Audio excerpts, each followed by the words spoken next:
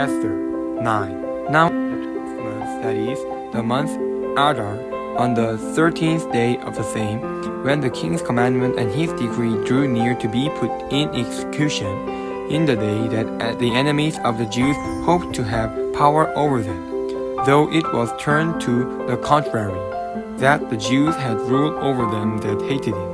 The Jews gathered themselves together in their cities, throughout all the provinces of the king Ahasuerus, to lay hand on such as sought their hurt, and no man could withstand them, for the fear of them fell upon all people. And all the rulers of the provinces, and the lieutenants, and the deputies, and officers of the king, helped the Jews, because the fear of Mordecai fell upon them. For Mordecai was great in the king's house, and his fame went out throughout all the provinces. For this man Mordecai waxed greater and greater. Thus the Jews smote all their enemies with the stroke of the sword, and slaughter and destruction, and did what they would unto those that hated him. And in Shushan the palace, the Jews slew and destroyed 500 men. And Barshandatha, and Dalphon, and Aspasa, and Porada, and Adalia, and Ardatha, and Parmashta, and Arisai, and Aridai, and Vajesdatha. The 10 sons of Haman, the son of Hammedatha, the enemy of the Jews, slew they, but on the spoil laid they not their hand. On that day the number of those that were slain in Shushan the palace was brought before the king. And the king said unto Esther the queen, The Jews have slain and destroyed 500 men in Shushan the palace, and the 10 sons of Haman. What have they done in the rest of the king's provinces? Now what is thy petition? And it shall be granted thee. Or what is thy request further? And it shall be done.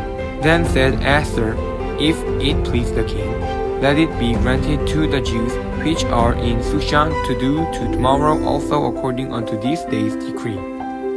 And let Haman's 10 sons be hanged upon the gallows.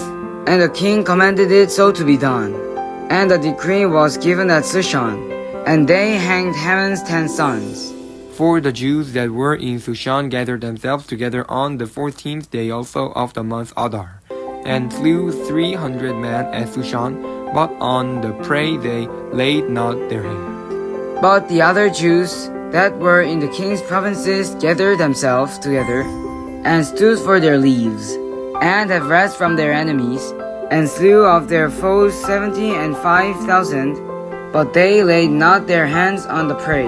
On the 13th day of the month Adar, and on the 14th day of the same rested day, and made it a day of feasting and gladness.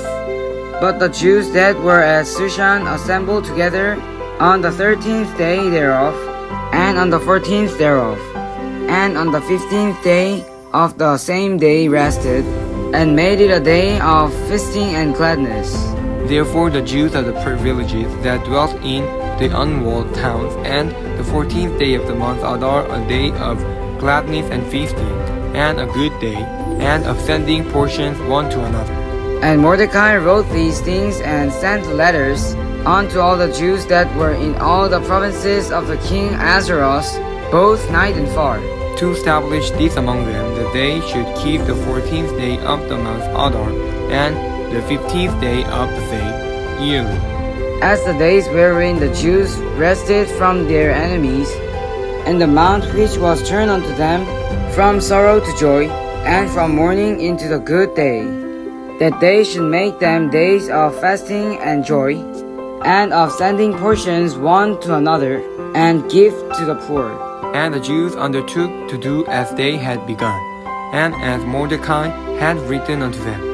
Because Haman the son of Hammedatha, the Agagite, the enemy of all the Jews, and devised against the Jews to destroy them, and had cast pure, that is, the lot, to consume them, and to destroy them. But when Esther came before the king, he commanded by letters that his wicked device, which he devised against the Jews, should return upon his own head, and that he and his sons should be hanged on the gallows. Wherefore they call these days Purim, after the name of Pure. Therefore, for all the words of this letter, and of that which they had seen concerning this matter, and which had come unto them. The Jews all reigned, and took upon them, and upon their seed, and upon all such as joined themselves unto them, so as it should not fail, that they should keep these 2 days according to their writing, and according to their appointed time every year. And that these days should be remembered and kept throughout every generation, every family, every provinces, and every city. And that these days of Purim should not fail from among the Jews, nor the memorial of the Jews, nor the memorial of them perish from their seed. Then Esther the queen, the daughter of Abihail, and Mordecai the Jew, wrote with all authority to confirm his second letter of Purim. And he sent the letters unto all the Jews, to the 127 provinces of the kingdom of Ahasuerus, with words of peace and truth, to confirm these days of Purim in their times appointed, according as Mordecai the Jew and Esther the queen had enjoined them, and as they had decreed for themselves and for their seed, the matters of the fastings and their cry. And the decree of Esther confused these matters of Purim, and it was written in the book. Amen.